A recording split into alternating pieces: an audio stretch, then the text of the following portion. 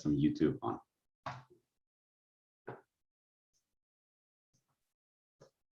Which I believe I just did. All right, beautiful. Hello, welcome everyone. I'm very excited to be here. This is Jose Luis here. This is Andrew on my left or my right, however you wanna see it. And this is the first lecture in our series of guest lectures for GSD-6338, Introduction to Computational Design. It's a class that we teach at the, where are my notes? Here. Yes, it's a class that we teach here at the Harvard Graduate School of Design. And it's a class where we inquire about the nature of technology and especially the nature of computation and how that can help us be better designers and improve the built environment. That's like the really, really high level ethos. For that matter, I like bringing in special guests every year who are actively working and researching in how all these ideas can be combined together. And I'm very happy, very proud, and very honored to present today our first guest lecturer of the semester, who is Andrew Heumann. If I may introduce you briefly, Andrew was trained as an architect at Cornell University, and he used to teach at Columbia for a few years before he focused back on going back to industry. He has worked as computational designer, senior computational designer in many large firms such as NBBJ, such as Wood Bagot, probably with Shane, correct? And at WeWork, I believe also with Daniel Davis as researcher, right? And he has done, I don't even know how many contributions he's had done to the ecosystem of computational tools that many of us enjoy and use. He is the author, he has the record for the most plugins in Grasshopper, probably, Heumann UI, MetaHopper, JSON, many of which are open source. Can I say that again? Many of which are open source, which is awesome, and I'm really grateful for. And on top of that, if it wasn't enough, he's also a generative artist. He has done a lot of work in thinking, visual, aesthetics, rendering in the digital environment and how that can translate to the physical one. I believe he's currently software developer at Hyper AEC, which is a startup that is trying to come up with ways to automate and augment the way we design architecture. But I think at that point, I will leave him to tell us more about what that means in the context of the company. I'm very happy to be here. Can we give him a virtual applause, whatever that looks like? And with that, Andrew, I would like to give you the stage. Just friendly, before a little bit of logistics. This is a Zoom call that is for Harvard affiliates. We will have a Q&A session after Andrew's lecture. We will start with people in this call on Zoom, but then once that is over, I will be taking questions and comments from people on YouTube because the lecture is being live streamed right now on YouTube. So those of you who are watching from YouTube, you're welcome to put things in the chat, ask questions, and I will at the right time relay those to Andrew. Thank you very much. Awesome. Yeah, thank you so much. I'm so excited to be here, and you know, a great thank you to Jose Luis for inviting me to speak with all of you. He shared with me a little bit about the syllabus and the course description, and I just got incredibly excited about what you all are setting out to learn and do. You're really lucky to be engaging with these topics on both a technical and a conceptual level with such a capable instructor. And I'm really excited to be a small part of this. So let me get my slides up. And so my talk today is called Architectural Automation and Augmentation, and this contains within it a sort of a scary term, which is this idea of automation, which, for our purposes, I'll define as the replacement of human labor, action, or decision-making with some sort of autonomous technical system. And typically, this is achieved by building mechanical or digital processes capable of performing or reproducing the labor, action, or decision process in question.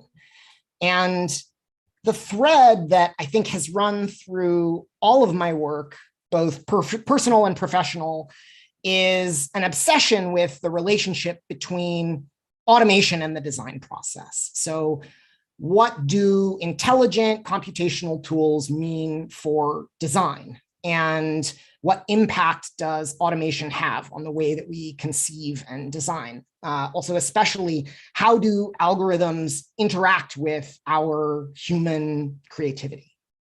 And I've been lucky enough to have a professional career that has let me study these questions in depth. I started as an architectural designer and then kind of became a computational designer, which is one of these funny roles we'll talk about a little bit. And then moving on as a researcher at WeWork, and today I am now a full stack software developer at a company called Hypar, which I'll tell you a little bit about towards the end of the talk. But I actually want to start this off well before all of that.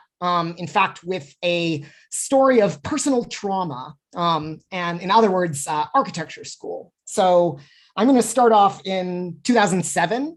I was a first year architecture student. That is me. I had a little less hair. This was one of the first design reviews I ever had as a student. And it's a good thing that this crappy picture that I pulled off of Facebook is super pixelated and JPEG, so you can't see that I have been crying from exhaustion and humiliation at not having finished this thing in time for the review, which was our assignment. This was effectively we were supposed to like measure a rock and then create this like waffle structure that could cradle it. And so I had stayed up all night cutting museum board with an X-Acto knife until my fingers were numb. And I decided early that morning, 5:30 a.m., that I was quitting architecture. And I told the rest of my classmates this. I even went so far as starting to like attend transfer meetings and trying to figure out how I could not do this horrible thing, because what discipline in its right mind would make you do something so tedious and ridiculous. And luckily, around the same time, McNeil announced a thing called explicit history, which today we know as Grasshopper. And this really blew my mind and effectively changed the course of my professional life, I think. One of the things that struck me was that someone had created a script that automated the very thing that had nearly made me quit. You could take any 3D shape and it would slice it, it would calculate the slits and figure out how they fit together, it would label them, it would lay out the CAD files, you could just send that off to the laser cutter and be done with this process. And so this captivated my imagination. I set myself the task of learning this crazy language that would give you incredible magic powers of automation. And I was enthralled by how it would allow me to build a tool once and reuse it over and over again. And so I used this throughout the rest of my academic career and pulled a lot fewer all-nighters after that, automating these processes instead of doing them all in a sort of tedious and manual way, and even, thankfully, managed to graduate without changing majors. And these sort of computational capabilities, my skills with Grasshopper and so on, are really what got me my first job working at NBBJ in Seattle as sort of a junior designer, but with a specialization in design computation.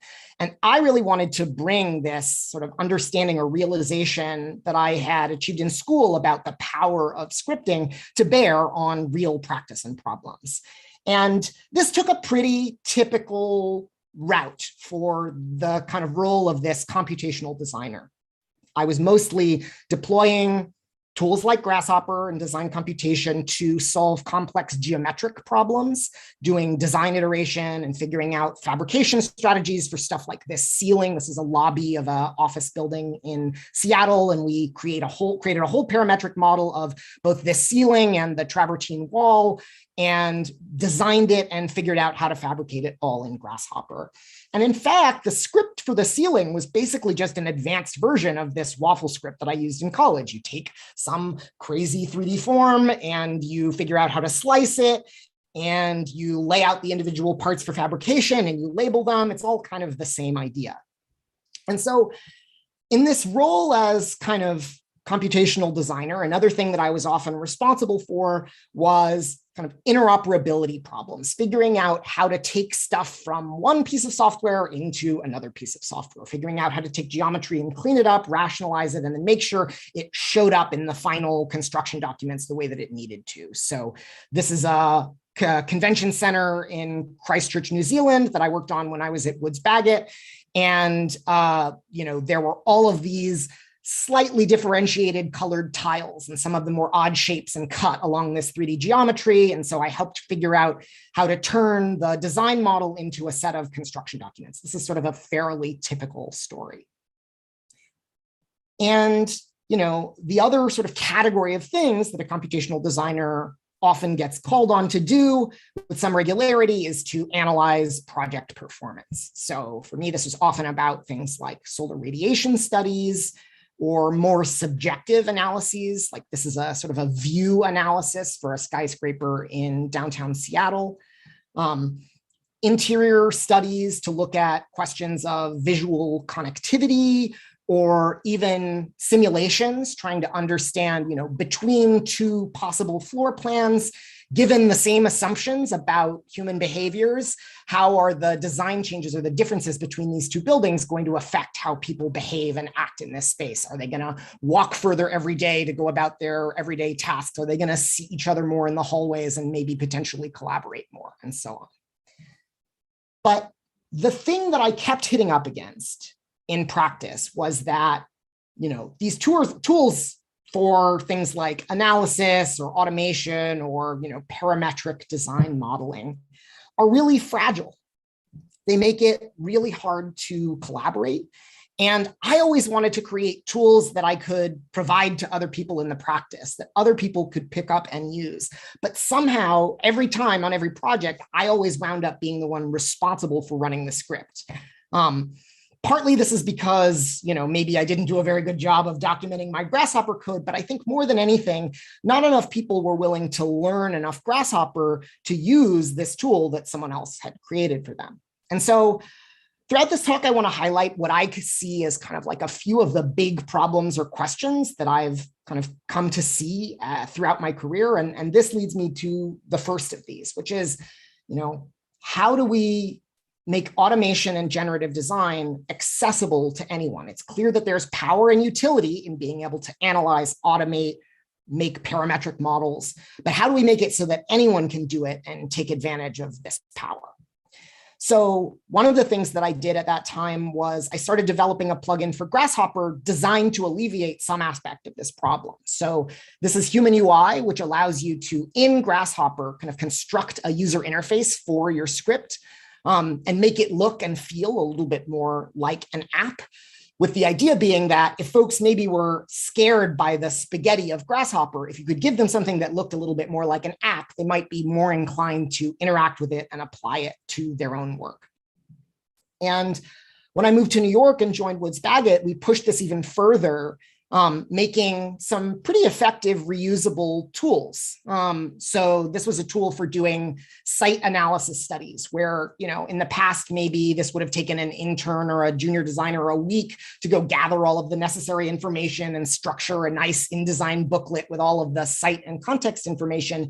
And we got that down to, a couple of hours by building a tool in Grasshopper with an interface that was easy to use, where you could plug in an address, turn on all of the data and fetch the information you needed, and even export an Illustrator file that had all of this stuff stacked on the layers. That made it easy to just produce the graphics that you needed. You could drop that Illustrator file into InDesign, turn on and off all the layers, and boom, there's your site analysis package. And so there were a lot of opportunities like this to build tools oriented around automation for processes that didn't directly involve design outcomes, things like Revit model management or fabrication, realization and rationalization, site documentation, those sorts of things. One of the most rewarding things about Human UI for me was to see what other people built with it. I was lucky enough to be able to open source it after having started it at NBBJ, and people sort of took it and ran with it, developing tools for massing studies, space planning, analysis, even for jewelry design. And to me, this was a real, sort of an epiphany that there's immense power in allowing people to craft their own intelligent design environments, to build yourself a space to work that has a built-in notion of both the constraints of the problem you're working on and the goals and objectives that you're trying to achieve. So that's an idea that's really stuck with me. I think it's really important that computation empowers us to build these kind of customized environments where we can really tune the workspace to the problem at hand. Now, as proud as I am of this work, there was a problem with this, that question that I kept getting from everyone, which was, okay, great, I've done this. Now, how do I share it with a colleague who doesn't have Grasshopper? Can I put it on the web? Can I publish it as an app? And so with that, I'll modify the initial problem a little bit. I think it's important that not only do we make it accessible to anyone to use and easy enough to understand, but it also has to be available anywhere on any device, which today is quite difficult to do with Grasshopper. And as I alluded to in the first automation, that was mostly not design-oriented automation, but we also did a lot of work to build kind of like custom tools that were very specific to a single project, some design study that's been articulated with some level of parametric control. And so the technology team at Woods Bagot would build these complicated scripts with exposing a whole bunch of parameters to allow for certain kinds of design studies, whether that's massing or a facade study. And we had some success with this. We handed off these tools to design teams, but inevitably we always ran up against a moment where the design team would come back to us and say, I need to do this other thing that you didn't think of. I need to add some notch here, or I need to make some geometric modification that just I can't, like the slider, no matter how I slide it, it's not giving me the option that I want. And I think this is sort of like a universal rule of parametric modeling in my experience, is that there will always be a design option or a design possibility which is not encompassed by the parametric model or the design study that you've set up. So that brings us to kind of big problem number 2. What do you do when the algorithm that you've developed or that someone has developed for you is close, maybe gets you 85% of the way, but doesn't actually get you all the way to the design solution you're looking for? And we'll come back to all of these problems. To fast forward a little bit, in 2017, I kind of left architectural practice to go join WeWork, the co-working company. And I joined the company research team to focus on basically issues of design tooling and design automation. And at first it might seem a little strange, like what does a co-working company care about design automation? But it turns out that WeWork was actually a pretty interesting place to think about design tools, because the design problem at WeWork is actually incredibly well defined. There is a standard repeatable spatial product, this co-working space with a certain number of offices and common areas and conference rooms that needs to be deployed consistently to all of the buildings that WeWork leases all over the world. And so there was a need for tooling that would streamline these design processes. And so when I joined, there was already a team that had started working on some of this stuff. Carlo Bailey and Carl Anderson had built this algorithm for doing desk layouts automatically. And one of the first things I set out to do was to figure out how to actually get this into designers' hands. How do we integrate it into the tool that designers were using, which of course was Revit. And so we built a little automation where you could draw all of your offices and then hit a button, and then it would populate them all with desks. And in fact, it would give you alternatives for each room, and you kind of pick the desk layout that looked best to you. And designers thought this was cool, but in practice, we found that they didn't actually use it all that much. And as we were on the research team, we really wanted to find out why this was. The sort of anecdotal feedback we got was basically, this tool isn't how I think about this design problem. It's not aligned with how I work. And I think this is really important. Computational tools have to map to a conception of a design problem, or they're not going to be effective tools. So we set out to actually record designers doing these office layouts in the tools that they were using, in Revit in particular. And we analyzed these recordings to try to gain a greater understanding of how designers were approaching these problems. And a few things stood out from this analysis. First, it was clear that designers were spending a ton of time doing the layout of offices. That's the section in blue here. They were, trying to do this and spending a lot of time. So it wasn't that we were automating the wrong thing. But another thing that stood out was how much designers jumped between tasks. So this is a breakdown by program type over time of these recordings. So, this probably won't come as a surprise to the designers in the audience, but I think programmers and non-designers often have a misconception that design follows a linear process of steps. First, I lay out the offices, then I lay out the social space, then I do the conference rooms, whatever. And any designer can tell you solving a layout problem, even something as theoretically straightforward as like an office test fit, really does mean thinking about everything at once, jumping back and forth between different parts of the process. A decision in one place is going to impact the decision you made earlier and have consequences elsewhere. And this is true not just across program types, but also across scales. So designers are constantly jumping between levels of abstraction, scales of thinking about a problem. So I might think about a choice at a high level and then go down to resolve it in detail and then discover that my higher level decision didn't work, or maybe that some local condition impacts a global decision and causes me to rethink it. So our computational tools need to accommodate this kind of multi-scalar operation, which brings us to big problem number 3. Which is how do you tightly integrate automation with iterative, exploratory, intuitive, nonlinear design processes? This is how design is. How can our tools accommodate this? And at WeWork, at least, the kind of first piece of an answer, which we began to explore, was tightly coupling these very small automations, like the desk layouts, with direct manipulation and editing. So instead of just hitting a button and then getting a solution or even a list of solutions, designers really want to be able to interact with the geometry of the problem. And automation should just handle exploring the consequences of geometric decisions at other levels of detail. So with this tool, a designer could kind of drag a wall between two spaces and the desk layouts on either side would recompute so they could see what the consequences were for even this fairly straightforward design problem.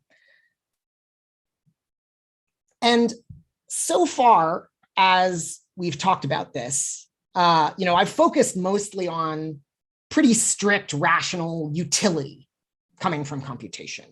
And you might come away from everything I've said so far and think, okay, maybe computation is good for, rationalizing form or analyzing performance or automating routine repetitive tasks or producing 1,000 WeWorks, but it would never be any good for problems of aesthetics or composition or creative design exploration.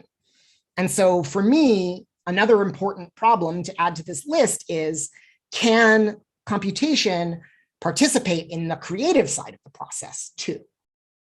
And so, when I'm not at work, in my kind of spare time, I'm often utilizing a lot of the same tools like Grasshopper to explore how computation can be a creative partner. Jose Luis mentioned I do generative art, and this is an example of a piece of generative art that I created using an algorithm in Grasshopper. And as I'm making this work, I'm engaging specifically with this question about sort of computation as a creative partner. So I happened to find this composition sort of pleasing. It was sort of a surprise to me as produced by this algorithm.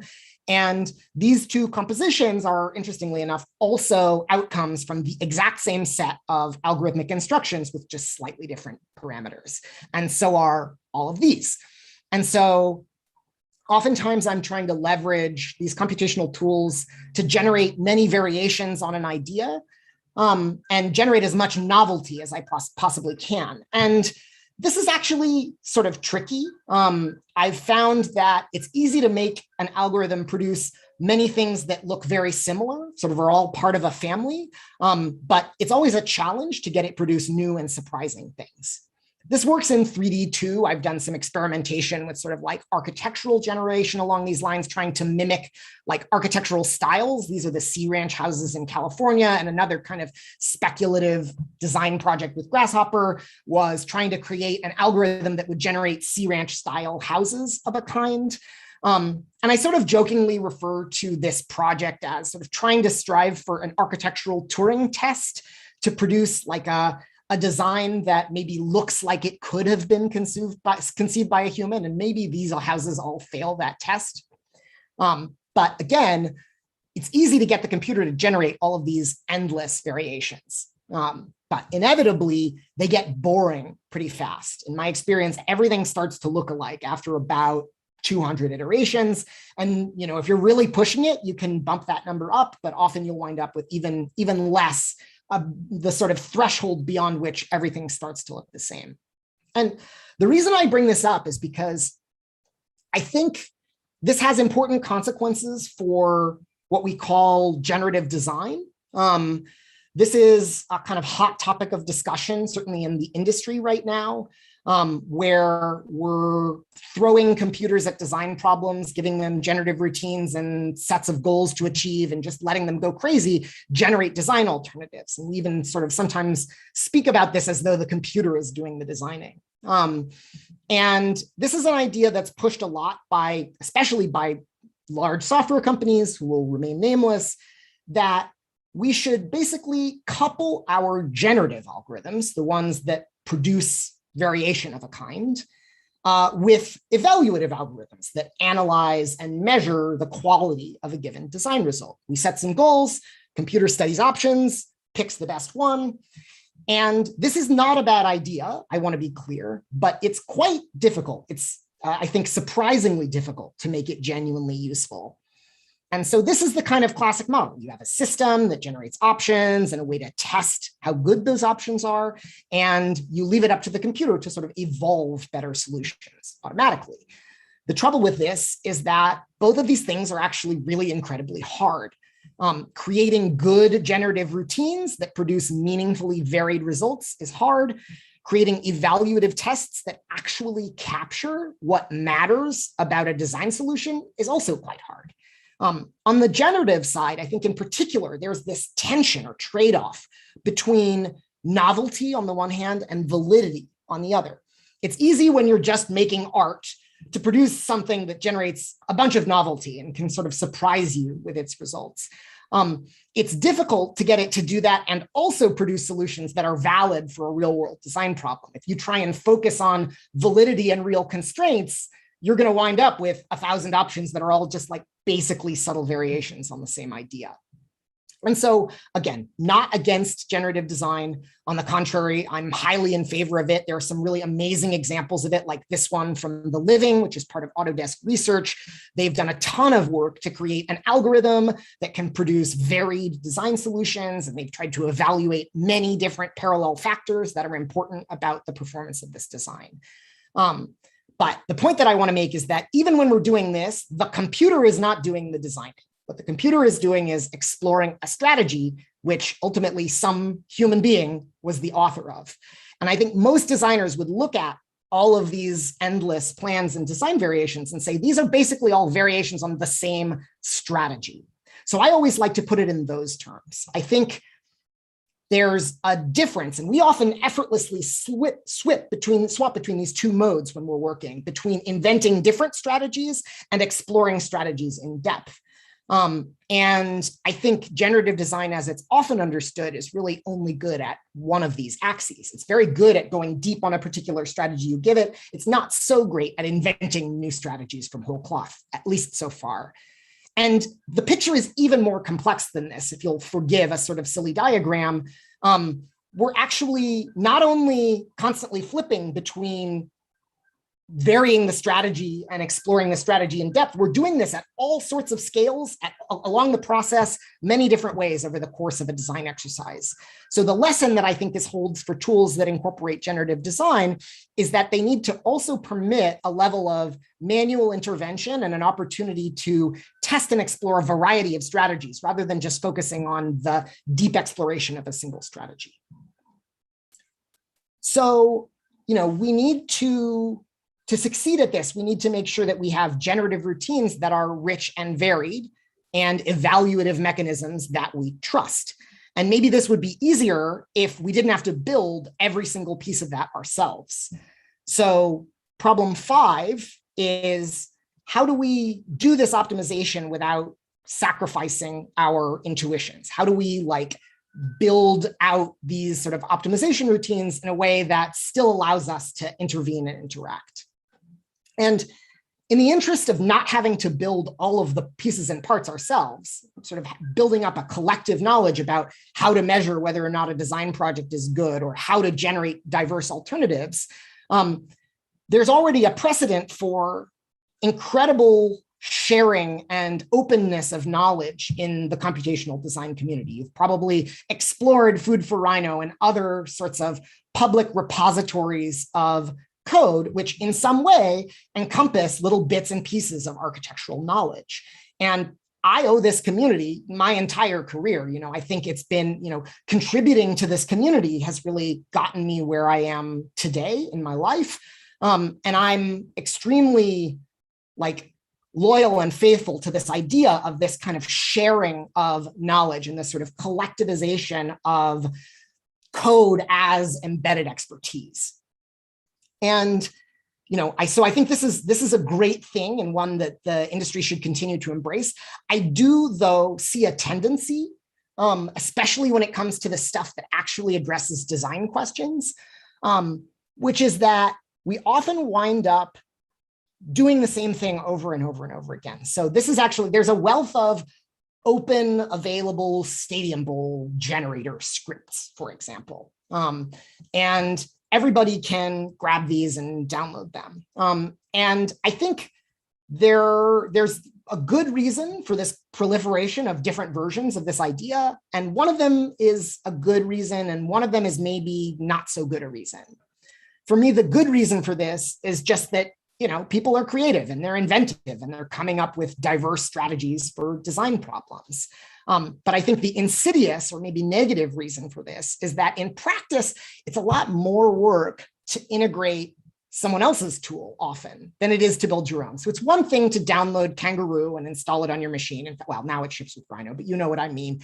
But pulling down tools that have an idea about design, you wind up running up against limits where, oh, this isn't how my model is structured, or this is not how my layers are set up, or I don't have that version of this software, or whatever. It becomes unnecessarily difficult to leverage shared design strategies in any meaningful way. So for me, that's problem number 6. And I think that's the last one on my list, which is, how can architects and designers collectively advance the intelligence of our tools without everybody being stuck building the same thing over and over again? So I think, these questions have, motivated, I think, a lot of the work that we're starting to do at Hypar. I promise I didn't come here just to give you a sales pitch, but we care a lot about these questions, and I don't think we have answers for all of them, but I do think we're starting to look at answers to some of them, or at least promising directions. So I want to revisit a few of these questions, some of them through the lens of Hypar, some of them just in general.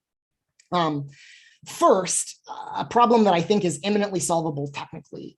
How do we make this stuff accessible to anyone, anywhere, on any device? And so to introduce Hypar a little bit, this is what the Hypar web UI looks like.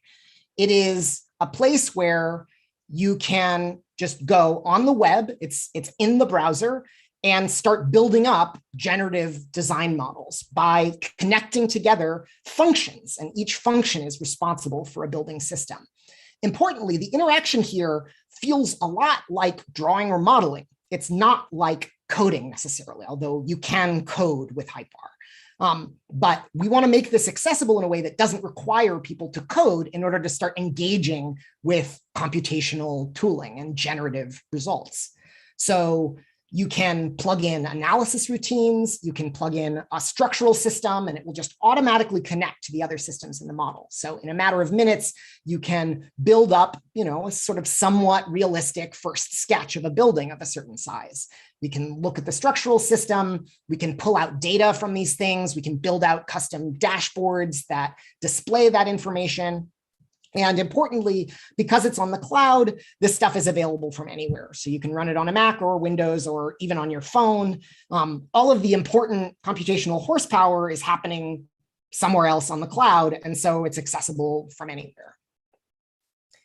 And, I think this sort of accessibility is not to be sort of understated. I think it's critically important that we enable people to share tools in a way that doesn't require them to download any software or, make sure that they've got the right version of this thing on their machine. It should just be effortless to go connect with a design environment that already has all of these computational tools embedded in it and that allows you to customize that design environment to specific design problems. So another question, and this remains, I think, one of my favorite questions of the 6. What do you do when your generative routine, your algorithm is sort of close, but not quite? What do you do when it gets you 85% of the way? What do you do about that remaining 15%? And so on HypeR, we've taken an approach that we refer to as overrides. But the way that it manifests is this: when you are working or interacting with a computational model, at any moment, you can override a decision that the algorithm made on your behalf. So that went by pretty quick, but it automatically generated a core for me. But then I decided that I wanted an offset core. And so I clicked and made a modification. Here, I can get in and manipulate individual things all the way down to the level of individual objects if needed.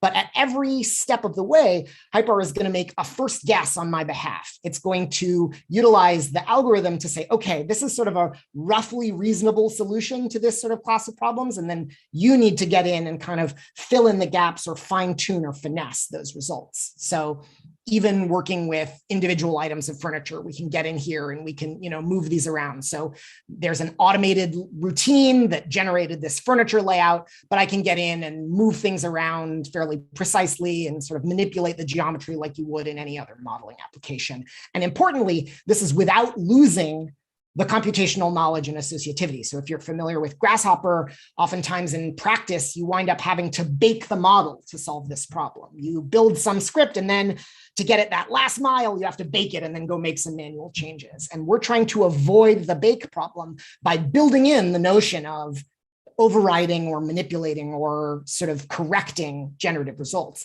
There's also an interesting opportunity here, which is that over time, we can start to improve our algorithms on the basis of how they've been corrected by humans. So if we find that our structure routine is constantly getting overridden in a particular way, maybe it's a good idea to introduce a mode or a modification to that structure routine so that it takes that change into account automatically. Another of these questions is, how do we integrate automation with these iterative, exploratory, intuitive, nonlinear design process? So we saw the beginnings of thinking about this with some of the WeWork work. And effectively, we just don't want automation to get in our way. We want it to make logical decisions in response to the choices we make in the model and the changes that we make explicitly. So this is a version of our interior layout tool where, if I take a space and I split it in half, it recomputes the furniture and generates new layouts that fit those regenerated rooms. I can sort of plug in program information and have it generate some layout for me, but then I can still get in and make fine-tuned changes. And so, we enable, kind of working in partnership with automation, but not ever being blocked by the limitations of a particular generative routine. And this problem of the stadium bowl, the sort of constant reproduction of similar work, is one that I think is one of the founding ideas of HypeR. And so we are addressing this by enabling a sort of fundamental and deep level of openness, customizability, and extensibility. So anyone can write new functionality for HypeR. You don't have to change our code. All you have to do is write what we call a HyperR function, and that can be a Grasshopper script. If you know how to write a Grasshopper script, you can put a Grasshopper script up on HyperR as a function. It can connect to all of those other systems. If all you have is like an Excel file with some calculation for costing or a real estate pro forma that you want to plug in on HyperR, you can create a function out of that, and it will plug into the geometry and it will start calculating and updating on the cloud. And I know all of you in the class are starting to learn C# coding, and you can utilize that as well.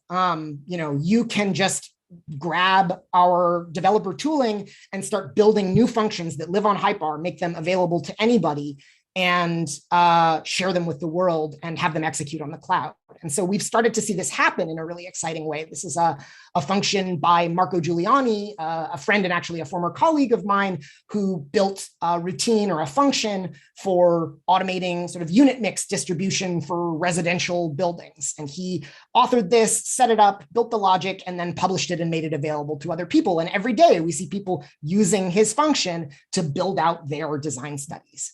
And this sort of funny diagram is a visualization actually of all of the functions currently on HyperR and how they connect to each other. One of the things that's important is that these functions all speak the same language and they connect in a way that's effectively automatic. One function says, I need to know about the envelope. And another function says, I know how to make envelopes. And so those functions click together automatically like Legos. So there's no wiring involved. And this is basically a graph of all of the possible connections between all of the functions on HyperR. Importantly, we also, achieve this integration with real practice by integrating into platforms know and love. You can use Rhino import export. You can drag and drop your Rhino model and run automations on that. You can connect to Revit and you can stream the results of an automation that's running on your Revit geometry back into your Revit model. You can generate new elements and so on and so forth. I want to close with two of the questions that I think are maybe the biggest and hardest, and that I don't think maybe HyperR has answers for yet. I think one is about this problem of optimization. And I sort of alluded to this already, but to me, the answer when we're talking about this problem of generative design is just to maintain an awareness that the generative routine is never going to encompass all of the design possibilities. Don't ever fall into the trap of thinking that because it gave you 10,000 options, it showed you everything that was possible. And on the other hand, with evaluation, also remember that this isn't everything that matters either. There are going to be a lot of factors that matter to a design outcome that aren't encompassed by your evaluative code or routine. So I also strongly encourage not coupling these too tightly so that you as a human can interact and evaluate and adjust the strategy as you go along, rather than being committed to a single strategy that's relentlessly optimized to 4 variables. I guarantee there are more that matter than that. And lastly, and perhaps dearest to my heart, I think this question of computation's participation in the creative part of the process, for me, is all about understanding your computation less as a tool and more as a creative medium. So if you want to produce novel ideas utilizing computation, I would actually say, sometimes it's okay to throw utility and validity out of the window. Let computation be your idea generator by freeing it of real constraints. And maybe you should let it come up with 100 parties, and then you pick the 4 you want, and then you're the one who's actually going deep and developing it into something that works. And so for me, I find this sort of carefree approach to computational exploration to be an endless source of inspiration, and letting it be sort of leaning into mistakes and permitting sort of a lot of randomness to enter into a process can give you something that might surprise you in terms of the aesthetic or compositional results you get. And like any tool, our computational models have constraints, and with a creative medium, the constraint is the good part. The constraint is the thing that makes it a push and pull, that makes it a creative interaction. If it just let you do whatever you wanted, it wouldn't be a very good medium, but there's resistance to the media that we use, and computation is no different. So with that, I think I would like to stop here and open it up for questions. All right. Thank you very much, Andrew. Can we give him an applause virtually, physically, however you feel inclined to do? Beautiful. Thank you very much, Andrew. As I mentioned before, we are going to open the floor for questions. I will start with people here on the call, and then I will open it up perhaps to our participants remote on YouTube. But I would like to break the ice a little bit first, because I cannot tell you how identified I felt with everything that you said at the beginning, like going through architecture school, the frustration of the lack of automation, the frustration of making things that felt redundant and tedious.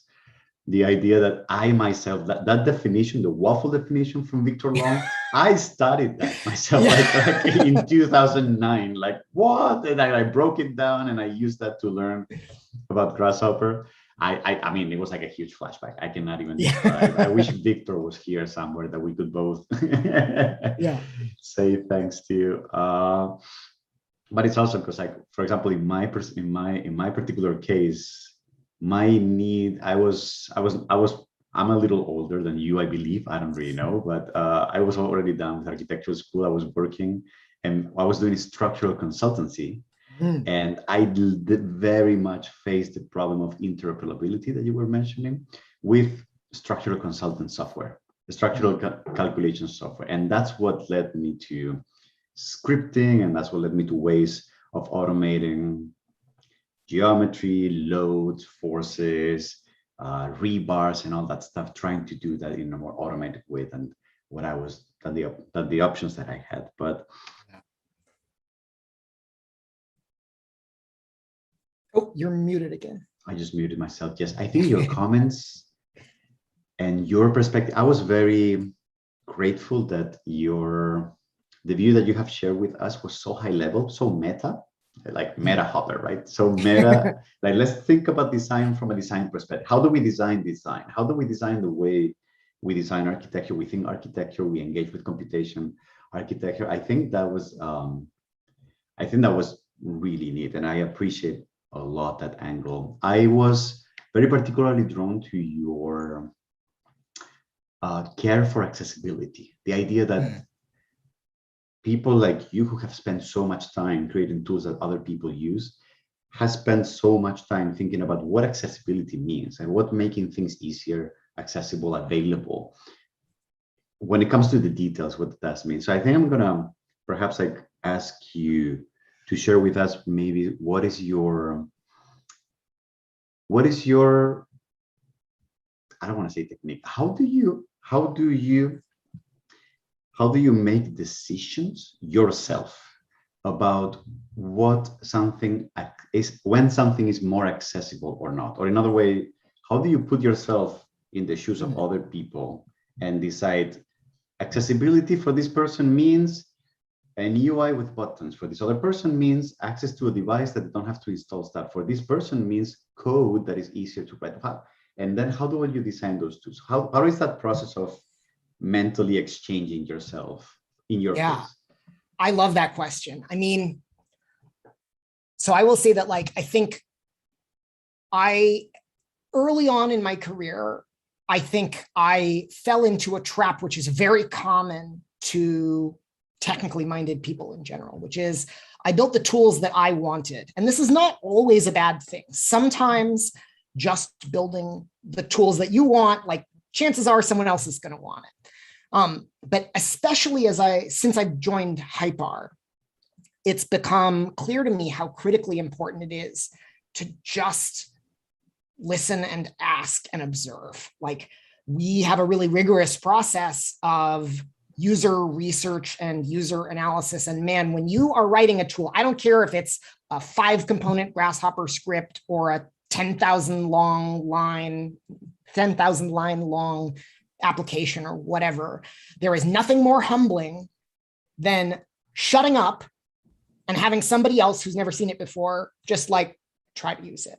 It's almost excruciating. It's so painful because everything that you did made perfect sense to you at the moment that you did it, but it's an education. It will absolutely transform how you think about building these tools. And I'll say, I'll be the first to admit, I've got miles to go in this direction at getting good at that real skill, but it is a skill you can kind of cultivate. And I think the most important thing is just like being brave enough to share and listen, and letting people try your stuff and seeing how it actually works for them.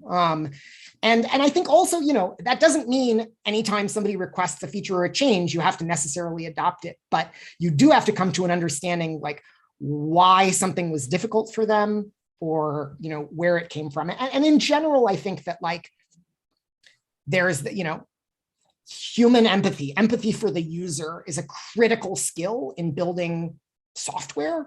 And it's one of the reasons why I think I love the HypeR team so much. We're, 8 people now, and I think all but 2 of us have an AEC, architecture or engineering or construction background. And so it's a little easier for us to really connect and empathize with our users because we were in those same shoes once. Again, 200% relate to that pain you're talking about. My advisor, my doctoral advisor, kind of forced me to doing a rigorous user study with some computational tools I was developing, and sitting there, not talking, and just seeing people. But it was extremely humbling, as you were saying. I was actually also extremely happy to see the work that you did at WeWork, where you like so systematically were analyzing designers when they go from one to the other, and you were so clearly able to draw the conclusion that design is a multi-constraint problem, and therefore there's no linearity, and that people were jumping. But doing that systematically, I thought it was very, very neat. I'm going to open it up to questions. Henrik, I believe you got your hand raised. Would you like to unmute yourself and intervene? We cannot hear you.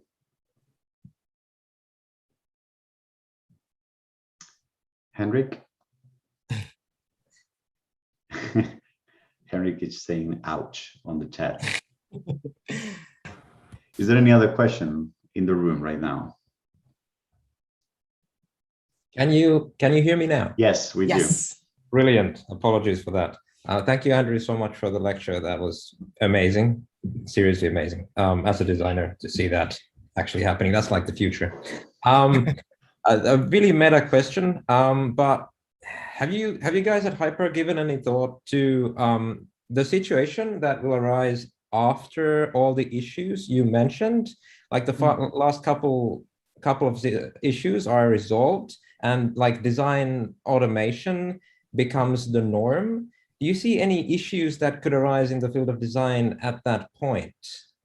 I mean, I think it's a super interesting question. Like, what happens when we get everything we're aiming for? I think there are several directions I could take this. I think one, the sort of future that we hope to enable that we're really excited about is a sort of basically sort of unguarding or unleashing sort of architectural knowledge on the world, especially places that are maybe underserved by architectural expertise.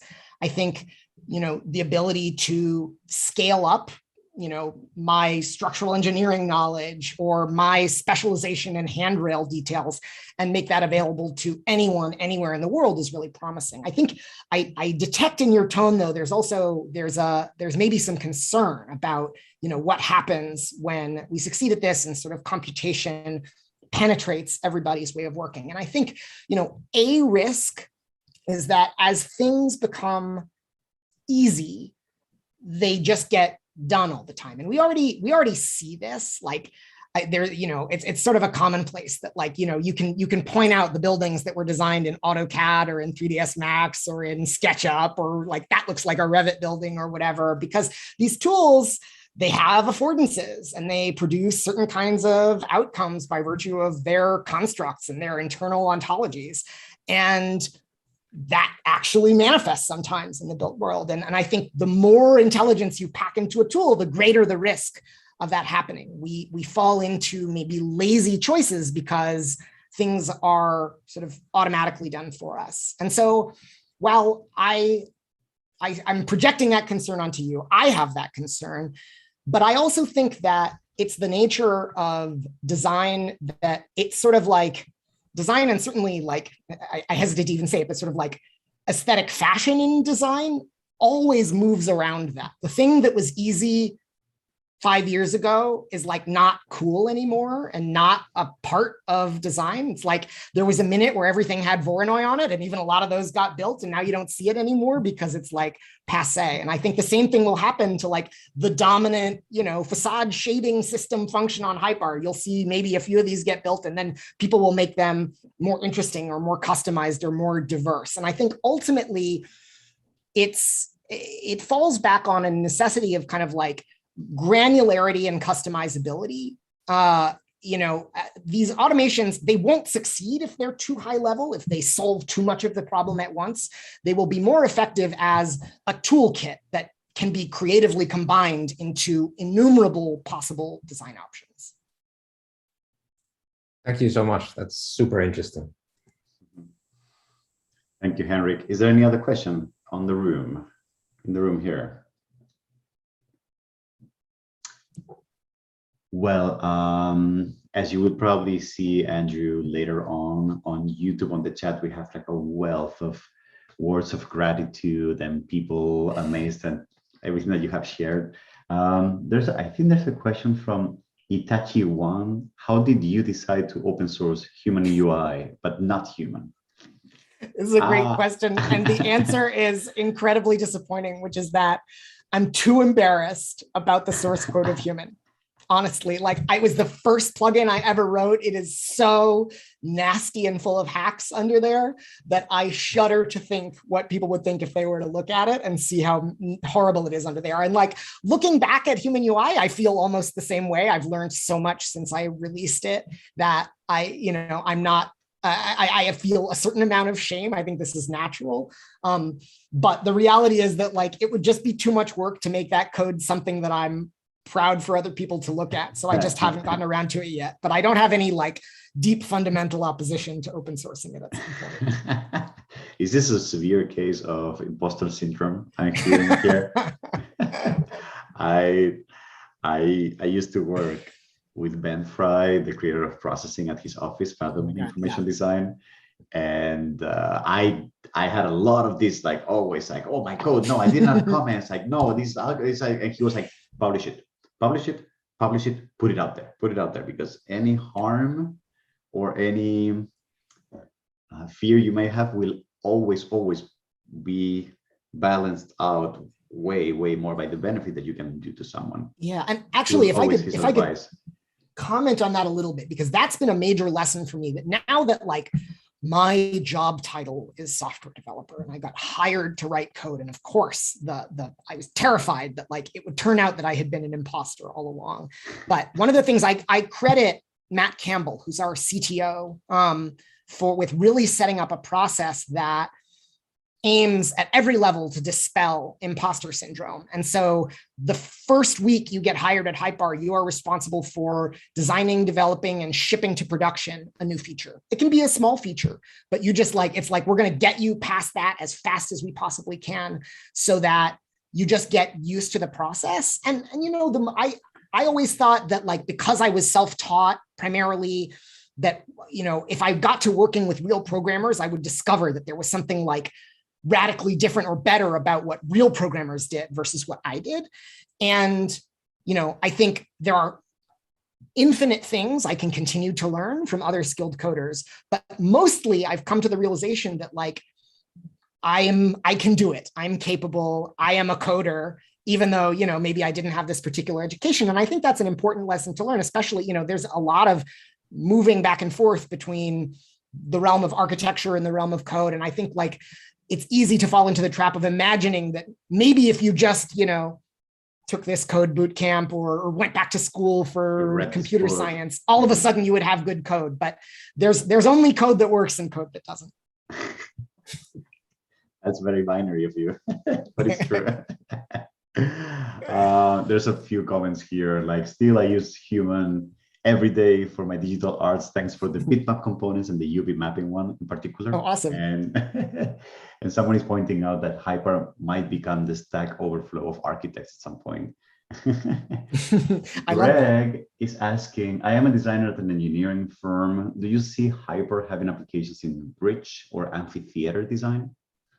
Absolutely. The only reason it isn't yet is because nobody has taken the time to build functions for those things. But you know, we're greedy. We want it all. We want to be the, you know, let's call it that, the Stack Overflow, or you know, maybe the AWS or whatever other sort of global service around the sort of collecting of AEC oriented knowledge. So if it's a thing that gets built, then we would love to see it represented on Hyper with, you know, amazing generative routines. I'm curious, however much you can disclose, about what model are you folks thinking about handling the contributions that people do to Hyper? So if I create a function and I put it on Hyper, is this something that has to be given away for free, or is it going to become like an app repost, like an app store of functions of some kind with economic benefits for the creators? Are you thinking of these things? Absolutely. So we want to encourage as much public, free, open sharing of knowledge as we can. We also recognize that that's not viable for everybody and for everything, and that there are going to be opportunities if we can compensate people for the work that they're putting into Hyper, then that will encourage more and higher quality contributions. So it is well within, I think it should roll out this upcoming year, a marketplace that basically allows you, when you publish a function to Hyper, you can designate it as a paid function, and it will be, I forget the exact details, but effectively, like, various users will be able to subscribe to access to particular kinds of functions, and you will be compensated for the work that you've done in sort of tandem with how much it's being used. Yeah, that sounds very standard and very fair for everyone. Beautiful. With this, I think we don't want to take more of your time. It's also 7 p.m., so it's time to go out for a drink and those things that humans do, you know? Yes. So Andrew, thank you very much again for being with us tonight. I really appreciate your insights. I'm trustful that the students and everyone on YouTube who's watching us as well have a wealth of gratitude to share back to you. And I hope to run into you again in the world, physically, digitally, in some other occasion. Thanks a lot. Likewise. Yeah, thank you so much. It was a pleasure. Bye-bye. All right. Good night.